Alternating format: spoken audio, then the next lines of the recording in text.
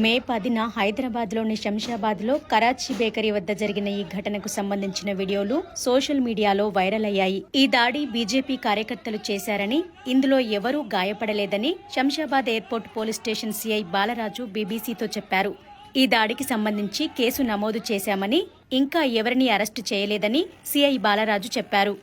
అయితే దీనితో తమ పార్టీకి సంబంధం లేదని బీజేపీ తెలంగాణ అధికార ప్రతినిధి పోరెడ్డి కిషోర్ రెడ్డి బీబీసీతో అన్నారు.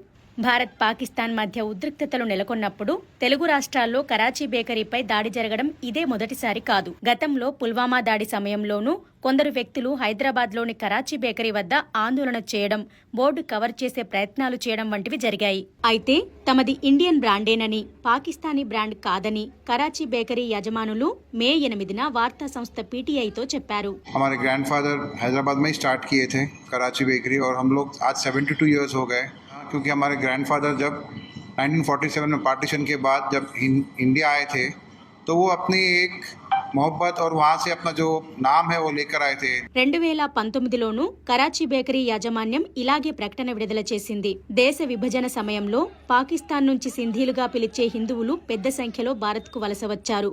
బీజేపీ నేత ఎల్కే అడ్వానీ కూడా సింధియే. కరాచీ బేకరీ వ్యవస్థాపకులు కూడా అదే వర్గానికి చెందినవారు.